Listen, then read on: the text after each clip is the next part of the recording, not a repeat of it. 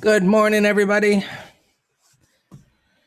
Okay, so price voids are starting to be closed here. So it should get a little more interesting. As prices, we covered the bullish price action here, the bottoming tail bar, and how prices moved up. And yesterday, I said that prices should be able to get through this area. Now, this selling at the moment doesn't really mean a whole heck of a lot. It's the beginning of the day. You can see on the hourly time frame, prices have pulled back to minor support, that little consolidation prior to the move up. And that little bar right there that kind of spiked down and held isn't unusual. We'll see if buyers want to continue to hold this area.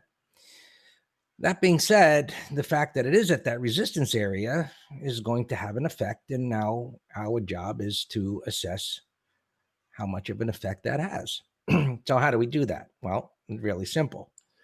We see yesterday that there was a little bit of a range expansion on the futures. Of course, that takes into consideration 24 hours of trading. But look at the spiders. So the range expanded a bit more than what it had been over here. So range expansions coming out of a consolidation suggests continuation. Now, this isn't a huge bar. I'm just pointing out the concept. And it is a little bit of a expansion range. As I pull that apart, you can see it more clearly. So a range expansion after an advance suggests that the momentum is likely to stall. Then the next part of the thought process is, well, if the candles are saying that, where, in what location is that happening? Right? The method is a step-by-step process to say, well, I've got a candlestick that, a group of candlesticks that suggest one thing, like this consolidation and this bottoming tail and this bottoming tail bar that broke down. Where is that happening? So when it's happening within the area of a void, and now when you get a candle that forms a signal that says, hey, this move may be over in the short term, and you see the location is at an area of a prior swing high, pivot high, PH, that declined from, the odds of more of a correction increase. And so that correction could be sideways, as this was.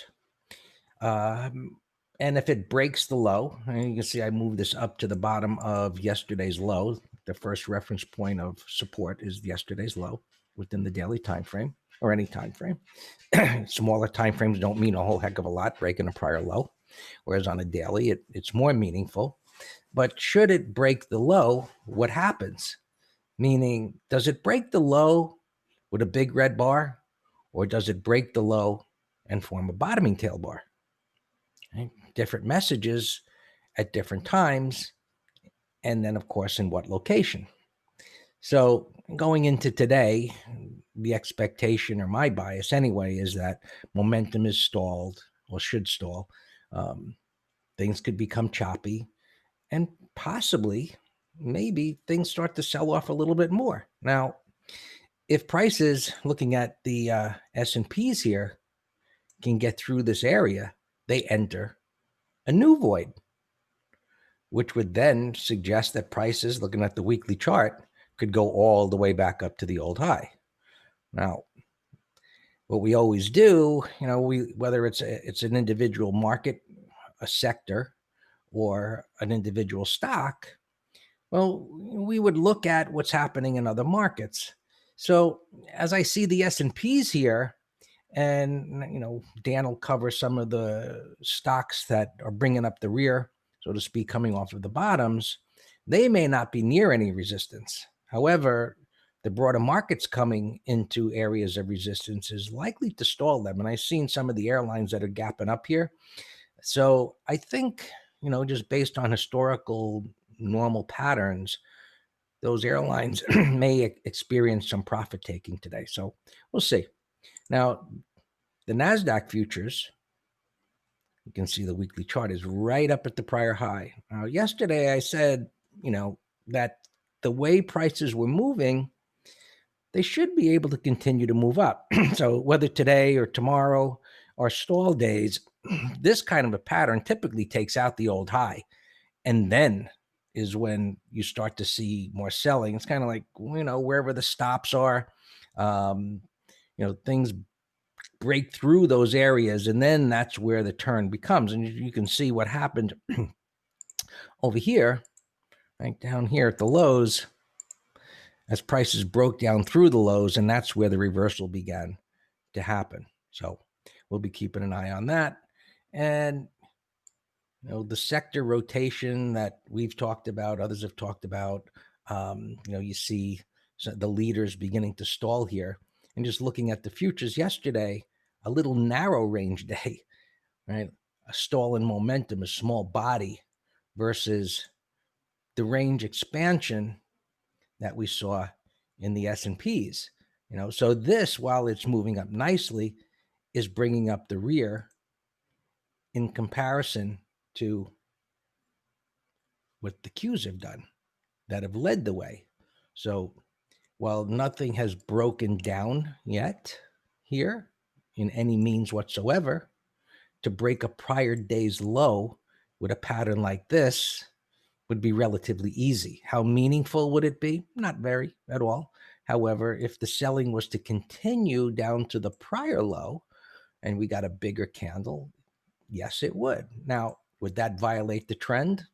No, because the prior swing low, the pivot low, is down here. So any correction between here and here would not violate the trend. However, retracement concepts tell us that the deeper prices move to major support, the greater the probability of breaking the trend. Right? Common sense. YM, also bringing up the rear, finally hit its 200 MA. It stalled. You can see more clearly or obvious the range expansion bar on the daily chart, and now prices have stalled up there.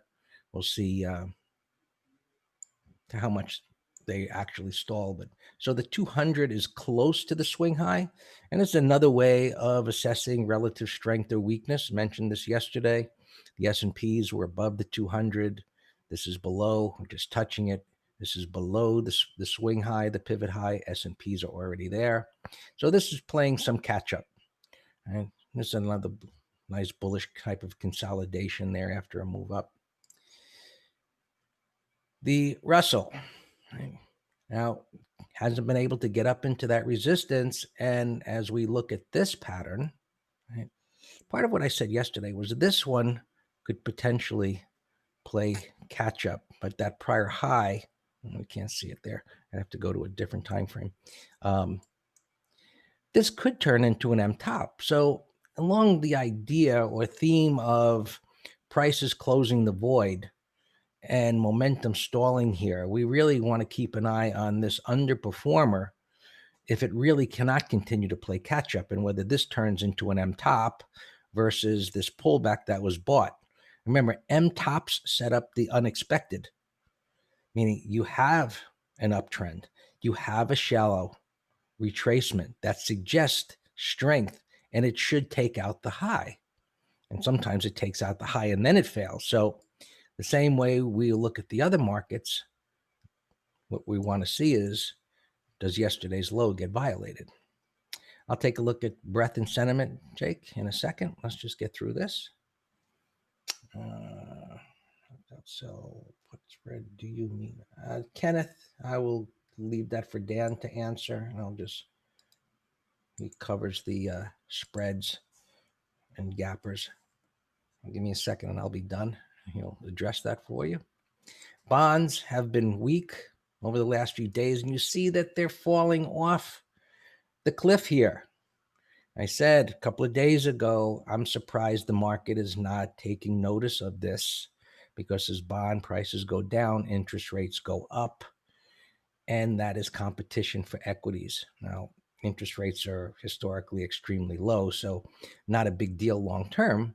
But in the short term, this is something that the markets are going to take notice of. Maybe they haven't yet, but they're going to. And this looks like it's going to continue to go lower. And you can see what's happening here pre-market. Oil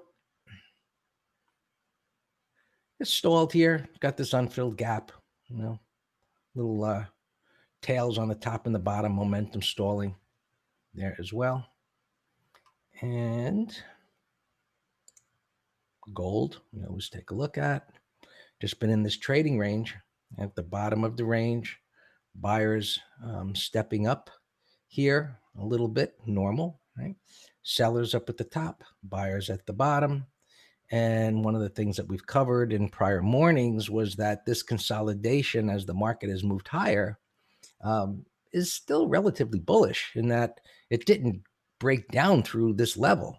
And the longer time frames being bullish, you can see this consolidation on the weekly time frame.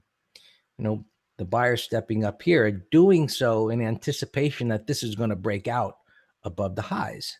So picking up a few shares, if it's GLD, that you might want to consider. You can see a similar pattern down at the bottom of the trading range.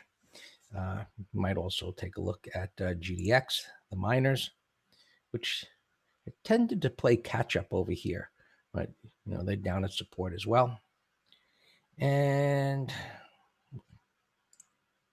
know that the transports have been picking up steam.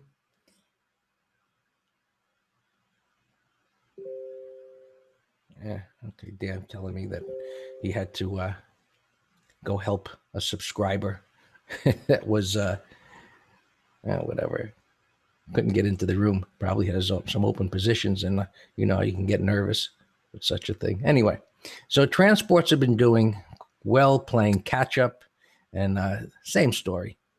And let's just put this up here somewhere, irrelevant, and same systematic analysis.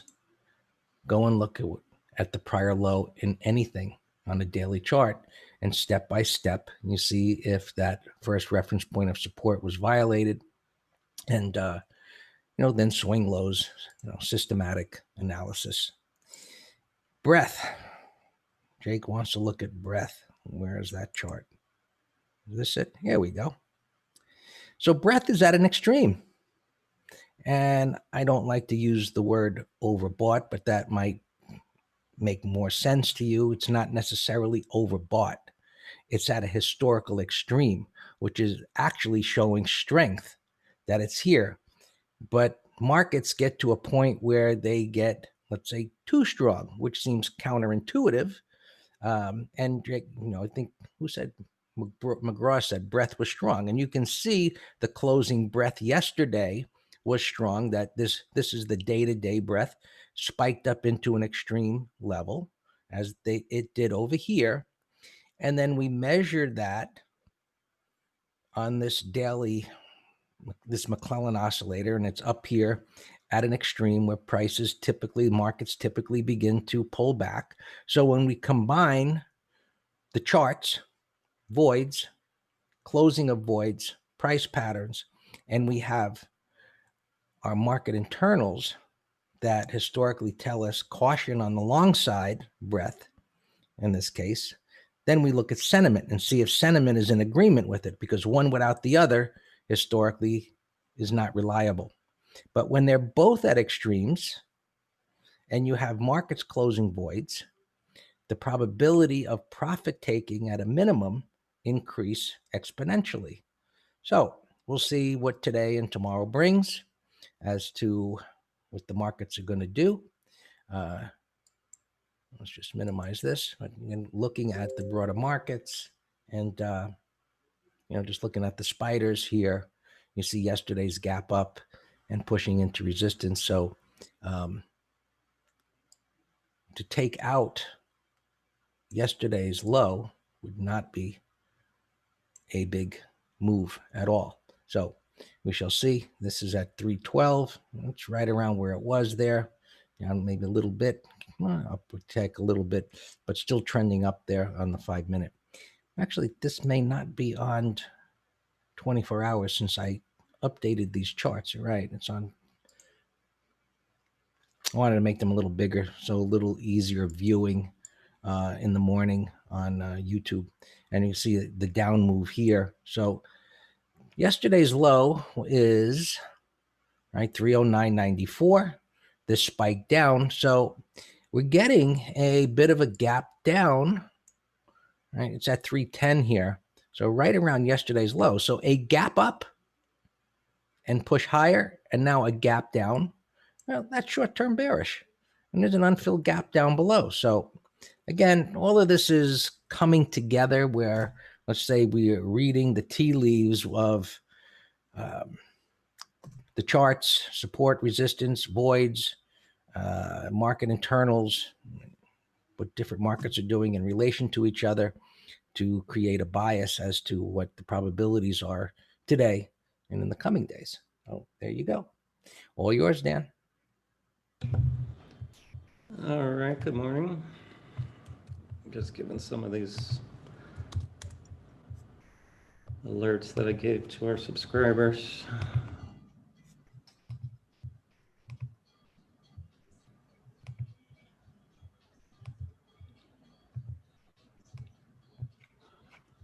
All right, let's take a look at opens, like always.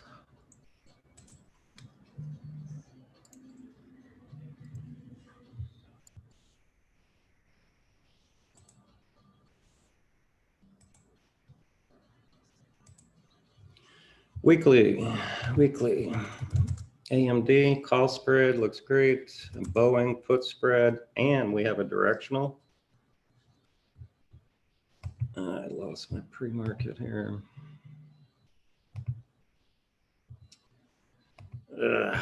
Tech problems this morning, not making me happy. Had to reboot, and now I don't have my pre-market, darn it. So annoying.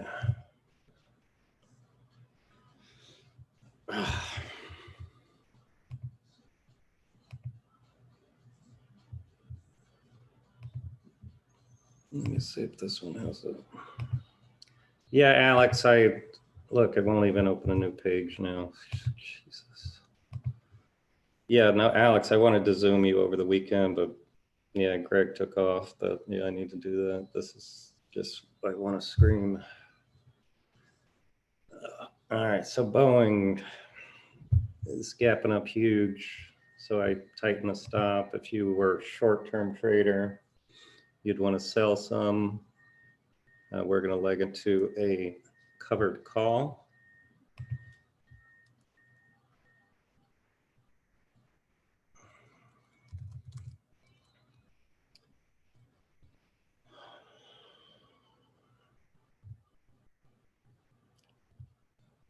So annoying.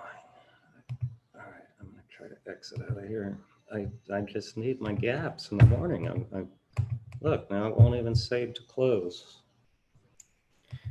Dan, TC2000 can scan for gaps pre-market now. I don't know if you have that set up now, but that platform is very unreliable. Look, I can't. I just want to scream.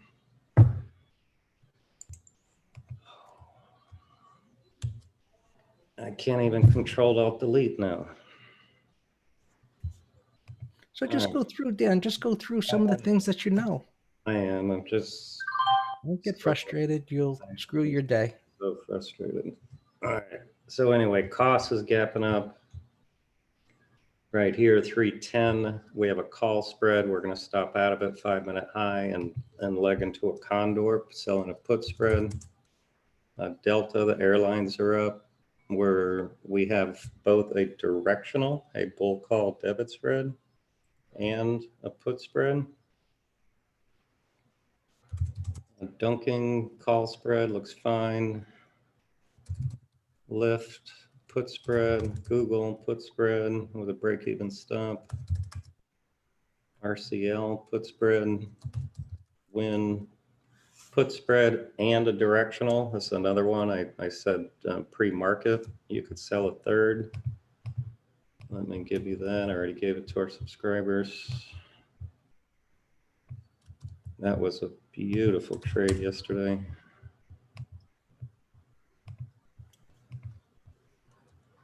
And a put spread, as I said, UAL. We have a put spread, but I also was going to give this as a long over today's high, but the sector's gapping up, so you know we'll hold off on that. Playa, yeah, Playa I gave as a 1, 2, 3.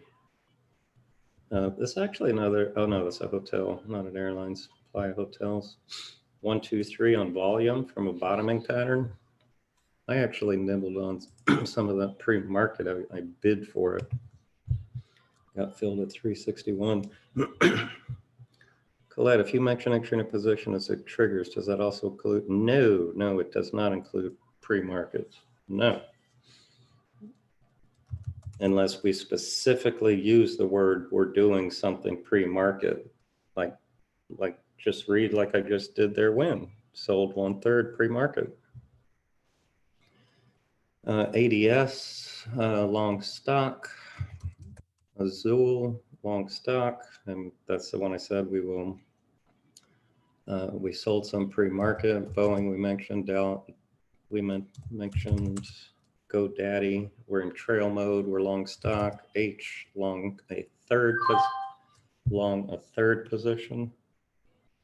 Let's see. I just got filled something pre-market because one of you were asking me how do you do that on the order entry. You got to put it on EXT for extended hours for TOS.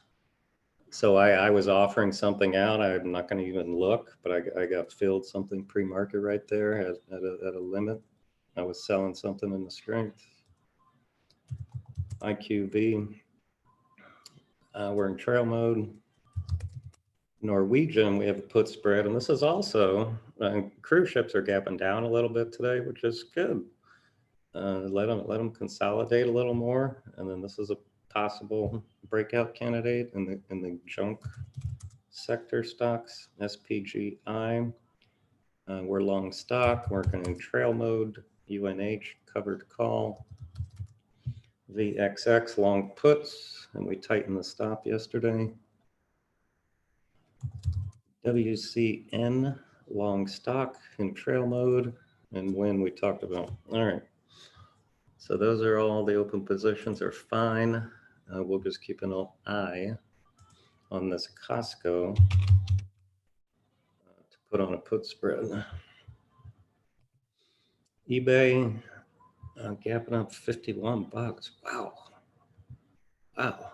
Up multiple bars, now gapping up. I surely would be selling strength. Look at this little guy, has been on a tear. GNUS. This is what we call a wide range ending bar. And then we're gapping up. This is a definite candidate for a gap in crap. So I'm going to put it in a little 5-minute window and see if we get a bearish setup, and we will day trade short it. Alex, you mentioned a couple of these. KLXE. I love today's Thursday. I love Tuesday's turn. I love yesterday's gap up, little bottoming tail, range expansion. That looks great. You mentioned this one, gapping up 40 cents. GAF, gapping up $1. Units gap breakout, we'll come back to it. This is gapping down 1095. That's a very bearish gap. Could be a day trade short, but you got resistance above, support below. I actually like the GNUS better as a gap and crap. McGraw, you mentioned, you emailed me SIG, wide range igniting. This will be a beautiful candidate if we get a 1, 2, 3. And you mentioned GPN. Yeah, that's a wide range breakout. You know, a lot of these I've been mentioning, we've been finding fantastic patterns that are outperforming the broader markets. Now with the broader markets having a bearish bias, I'm going to be less aggressive, even getting on bullish patterns, unless they're like on their own page, so to speak, like that Playa.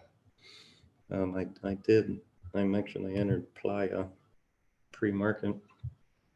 ERI, casino stock. We were trading this casino stock on this gap breakout down here on May 18th. What a beautiful entry that was. So I guess, you know, two reasons, because the beat up sectors, money's going into it, number one. Number two, just the media saying that Las Vegas is opening. That's given a bid to a lot of these casino stocks. Ameritrade. I guess I showed that to Greg. It was up $4. And I don't know any news other than I think Greg said the merger was finalized. Yeah, they I guess it was being analyzed by some whatever. I forget what the news said, but they said, yeah, go ahead, final approval. Yeah. GPS, I can't tell where it's gapping, but it's up 3 bars. Nothing to do for me. Well, mentioned in Barron's. Yesterday or the last 2 days were better entries. When we talked about, we sold a third pre-market. Here's my Playa, 1, 2, 3. This is not a 1, 2, 3, just because yesterday's bar, it was much higher, but it's still a bullish consolidation, wide range igniting on Tuesday. So McGraw, this is a definite put spread candidate. Let's keep an eye on that. NMIH had earnings, but no pattern. SMAR earnings or lack thereof. A definite call spread candidate. Let's keep an eye on that. GEF earnings, gap's too big for me. It's a multiple bars and gapping, no interest. Tilius, bottoming pattern. Fossil had earnings, bottoming pattern. MIC, multiple up bars. Unfee, no pattern. Costco, we mentioned.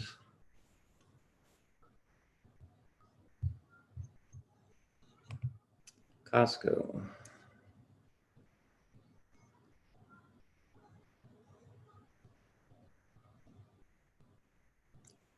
What's the response on cost? For cost, you said, and if stop. Yeah. Well, all right, so let me review Costco again. And let me post what I said, and then we'll talk about it.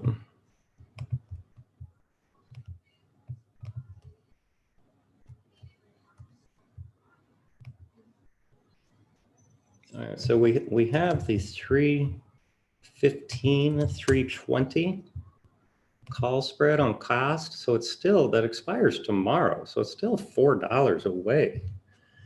But I said, let's move the stop on it to the 5-minute high. So see, it's coming in. So we're fine so far. And if it takes out a 5-minute high, then we're going to leg into a condor, which means we're going to sell an out of the money put spread.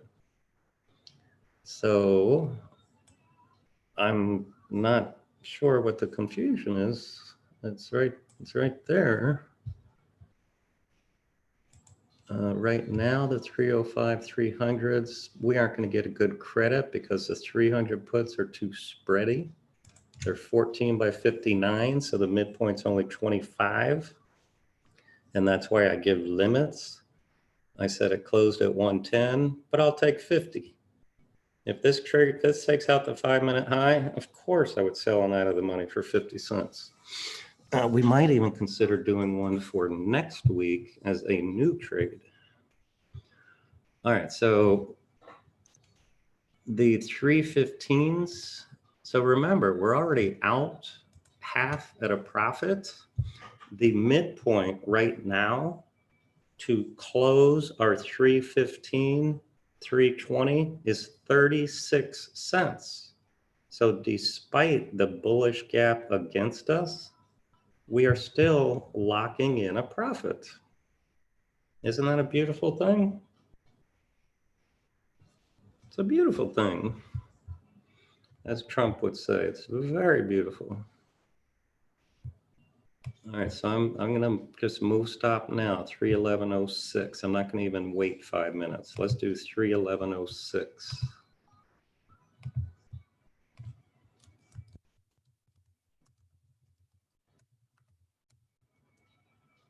Oh, 07.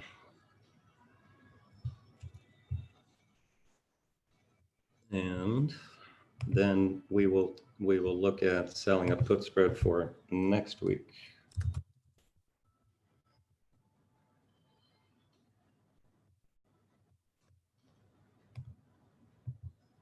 All right, so did I cover that sufficiently clear now?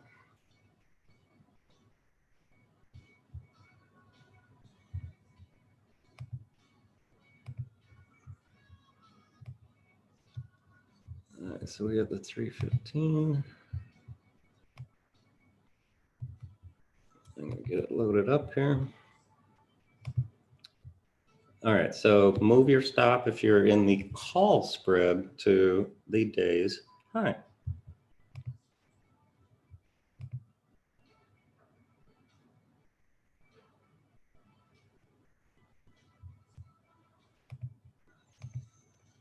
Let's see, Lauren's asking about when it was sent. Greg, it was sent. Look in the weekly. Greg, it's right there, 7:57 a.m. It was texted out. What is? Well, you're asking me. I'm not asking. Someone on YouTube is asking me. Well, Lauren's a subscriber of ours, saying she didn't see it or he didn't see it rather. Lauren's a male in Delta. Didn't see it in Telegram. Oh, the bull call on Delta. Lauren, just email me. I don't have time to get into that, but we've been in Delta for a long time. We've been in a bull call debit spread for a long time. From June 1. Well, long time, 3 days. So we're short the 27 call. Ooh, we're severely limiting our gains now on Delta. Because we have a bull call diagonal. So let me adjust that. All right, the Costco stopped out, the call side. Let me come back to this. Now I want to look for a put spread for next week.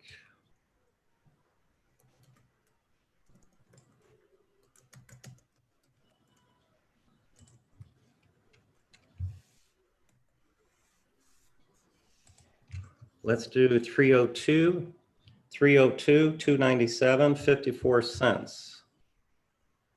Costco.